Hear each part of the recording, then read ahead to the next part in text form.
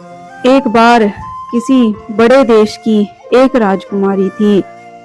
उस राजकुमारी का विवाह हुआ और विवाह के बाद उसको एक पुत्र हुआ।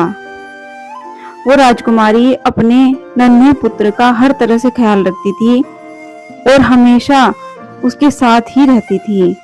हालांकि बच्चे का ध्यान रखने के लिए घर में नौकरों चाकरों की कोई कमी नहीं थी, लेकिन फिर भी राजकुमारी, जो कि अब रानी बन चुकी थी, अपनी संपूर्णता से बस बच्चे के ख्याल में ही लगी रहती थी।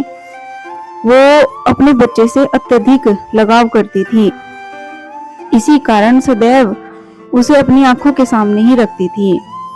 अब लगभग जब बच्चा 11 वर्ष का हुआ, तब वो किसी संक्रामक रोग से ग्रसित हो गया।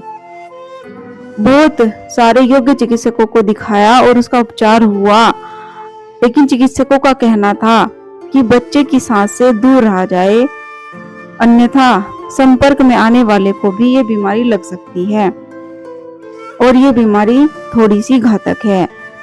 महल के सभी लोग बच्चे से दूर रहते, लेकिन राजकुमारी उसे अपनी गोद में ही रखती थी।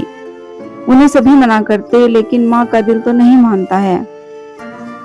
एक दिन बच्चे ने कहा कि उन्होंने बहुत दिनों से उसे प्यार नहीं किया है।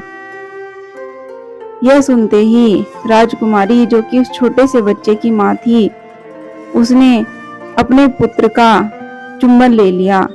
ऐसा करने से वो माँ भी बच्चे के समान ही संक्रामक रोग की चपेट में आ गई। अब जब भी कोई पूछता कि सब कुछ पता होने पर भी आपने ऐसा क्यों किया, तो उनका उत्तर होता, क्योंकि मैं एक माँ हूँ। अंत में वो बीमारी पुत्र के साथ माता को भी अपने साथ ले गई और दोनों का निधन हो गया।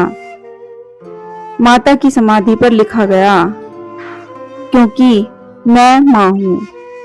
इस कहानी का सार ये है कि माँ को इस धरती पर साक्षात ईश्वर का रूप बनाया गया है, जो अपने बच्चे के सुख के लिए किसी भी सीमा तक जा सकती है और त्याग कर सकती है।